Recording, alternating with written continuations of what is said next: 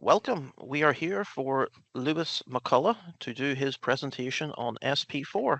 Lewis, take it away. Thank you. So SP4, this is my presentation for the game, and my group's game is called Read It Out.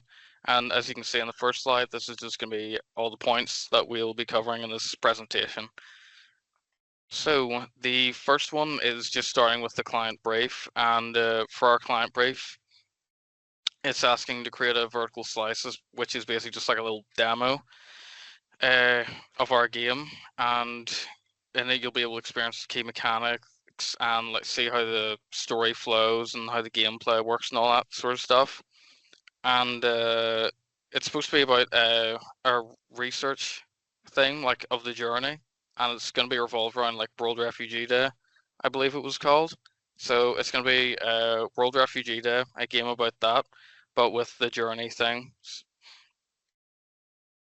And next slide, just the introduction. What is our project and what will my group be doing? So our project, like I mentioned before, is gonna be a horror game demo that we're making that's called Read It Out. When it comes to the cameras, it'll sort of be like Resident Evil, where there will be fixed cameras, and it will have the player trying to avoid a fish monster that is hunting them down throughout the game. Because the whole thing with our game is that our character doesn't see them, like it's soldiers going after them, but they don't see them as human anymore, and they see them as monsters. So that's why it'll be like a fish monster. What will we be doing? So we're gonna have weekly sprints that last 2 weeks each, and we'll be going over like objectives that are assigned us. So like for me, it'd be making the bridge and 3D character, whereas Leo would be doing coding and stuff. And then at the end of those sprints, we'll have to do a blog reflection about it, and basically just like documenting the stuff at the end of it.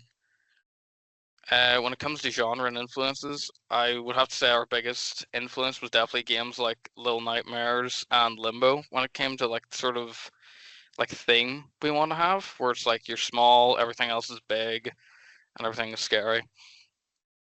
But we also got inspiration from H.P. Lovecraft for the monster, because I know I don't remember which one it is, but there's like a novel he did where there's like a town full of fish monsters, and that's where we got the inspiration for our fish monster from. But our game will also be having a PlayStation 1 theme, making it looking like more crunchy and sort of like retro-y, if that makes sense. And hopefully that'll just like enhance like the overall like horror of the actual game.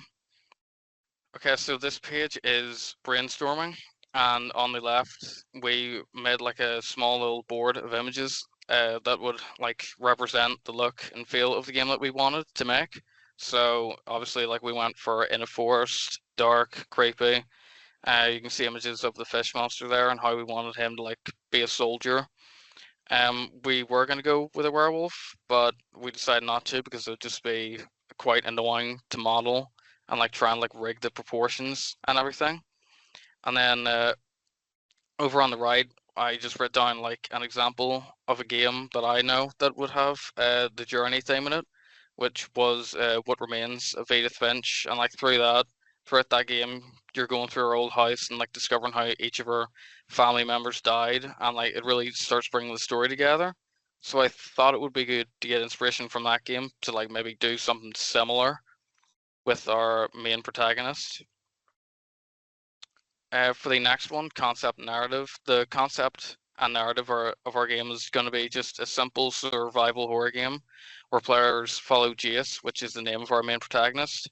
He's a young refugee navigating a dangerous forest while evading a terrifying like fish creature that's always like lurking in the shadows, like constantly looking for him.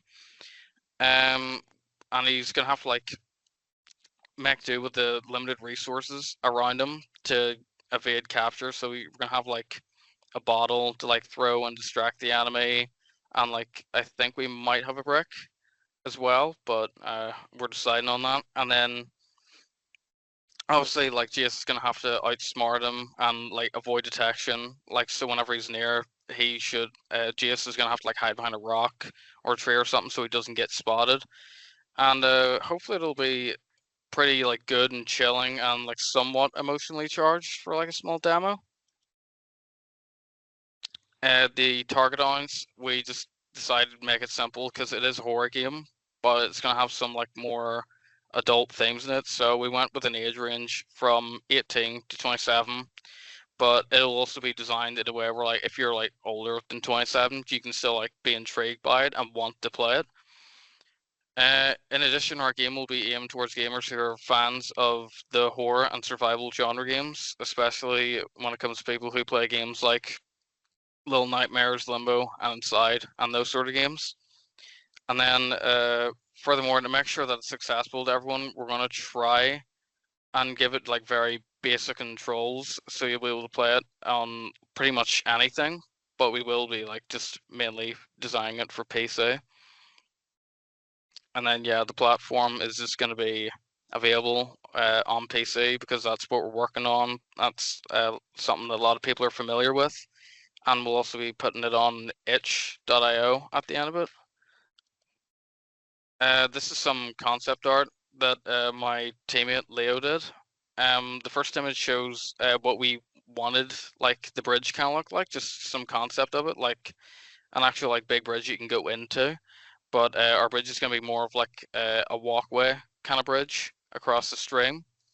And then the middle one is just Leo's design for the fish monster. It's kind of like a more of a laid back, like cartoony sort of one. But we ended up going with my design instead, so that's why this one's in the concept art. And then a potential concept of what a game cover might look like is on the right over here. And yeah, that's pretty much it for the concept art. And then this is just our mood board. So again, Fish Monsters, what we wanted our enemy look like in the woods, and then the PlayStation 1 type of graphics. And then we also like want the hero's journey, made sure to like pin that one down. And then we also have like different like sound designs for like the protagonist, the monster, like ambient noises, just all in our mood board, so we don't have to like go off and like find any, and we know what we want the game to actually sound like. This is just the color palette of the game. So this would just be for the forest and like using it in like promotional art. And then this one I've used the most. This one would be for the monster, because whenever you're using this color palette, it's pretty good because you can just like blend the colors together and have certain areas darker than others. This was going to be the color palette for the bridge, but we tried doing it and compared everything else, it just looked a bit too like bright and cartoony. So we kind of just went with like darker colors in Unity. And then this is going to be the color palette for like the night sky, just like kind of like darker shades of blue, and then obviously like black and that sort of stuff. And then for our protagonist Jace, since we don't want him like wearing like bright neon clothes in the forest, we are going to give him like darker clothes, so he kind of like blends in more and doesn't stick out like a sore thumb. And for the gameplay, the core gameplay mechanics will obviously just be moving, crouching, like hiding and avoiding the monster.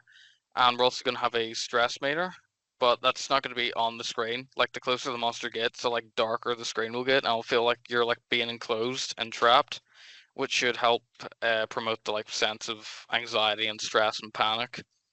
And as far as non-core gameplay mechanics go, we're just gonna have something simple like finding collectibles and like solving broken collectibles, actually get it, and then like in one or two instances in the game, you're gonna be able to examine an object like you would in Until Dawn, for example. And obviously some of the challenges that the player is gonna have to face is distracting the enemy to get in to the next area, or like get past them, get them to go away. Try not to make a lot of noise because otherwise it'll hear you, and just avoiding detection by the pursuer. These are just some of the traditional sketches that I did of what we're going to have the monster look like. I obviously had to give him pants because we can't have him nude out in the forest. But yeah, these are the designs we decided to go for. Just somewhat of like a lean build because he is supposed to be like technically a soldier underneath it all. And I'll go on to the digital sketches. So obviously I used the color palette that I mentioned before. just gonna have them like sort of like darker kind of aqua greens and that sort of stuff because I think it looks pretty cool and should fit in with the game somewhat. These are just some simple environmental sketches, traditional and digital. When it comes to the tent and campfire, the tent would probably be like a little hiding spot for the player to hide in because the enemy will probably be like lurking around this part of the game. And as far as this area goes, this would probably be like at the start of the game, so the player would like spawn here and then make their way over up the log. And then these are just like some simple HUD sketches of what the HUD would look like. So the little box over here, bottom right corner, if you picked up a bottle, that's where it's going to appear. And then obviously if you just like pause the game, it'll just like stop wherever you left off and just with the the options for a menu and stuff. And then the beam here would be at the enemy's like field of vision.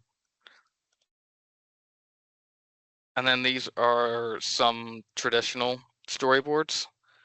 I won't spend too much time with the traditional ones because I'll be able to explain it better. I'll be clear whenever it gets onto the digital ones.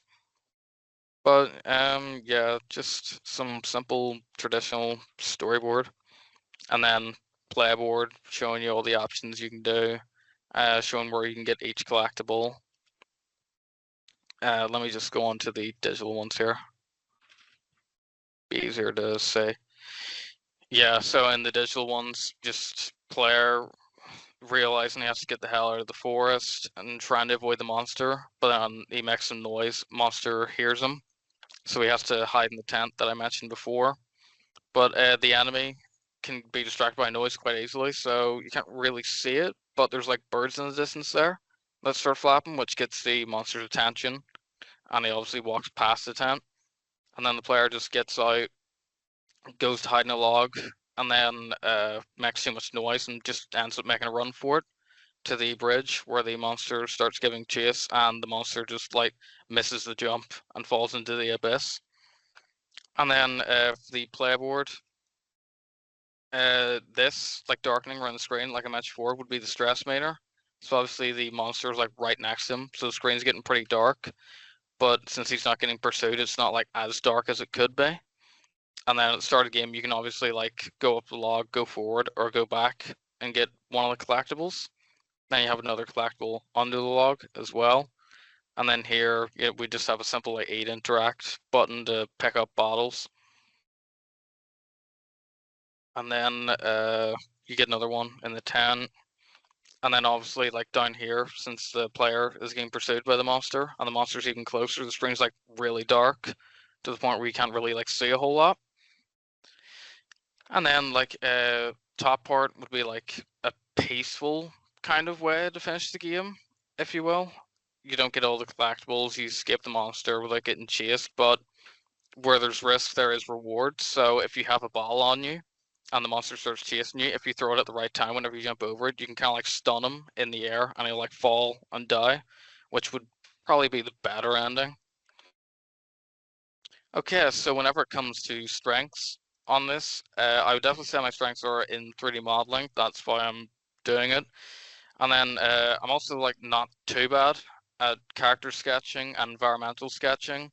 And then the storyboards, playboards aren't bad either. They're just quite tedious. And then like shading and coloring and shading as well.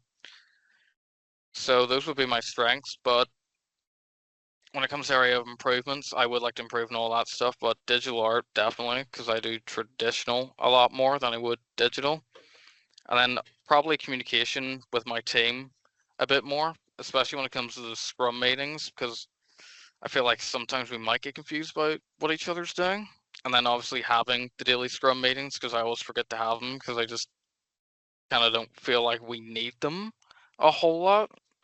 But and also using Trello frequently and like moving stuff in the Trello board, because I'll just go off and like do it without putting it like in the process part of it.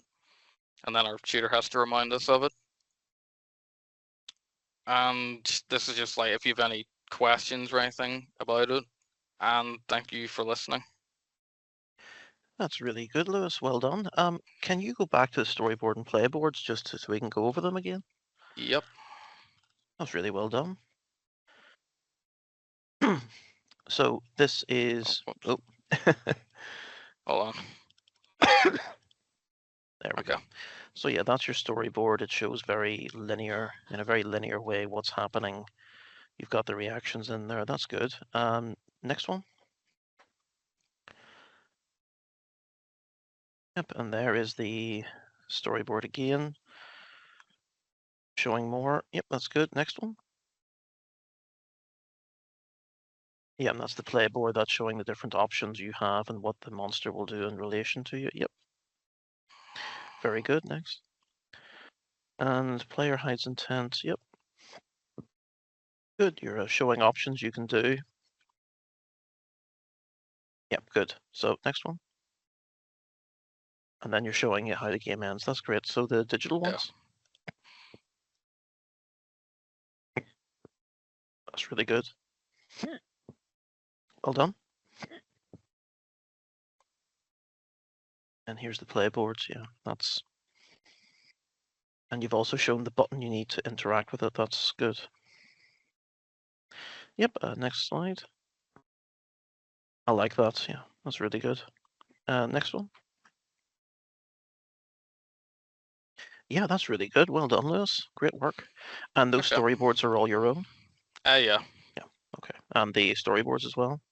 Yep. Yeah. That's good. Well done. Very well Thank done. you.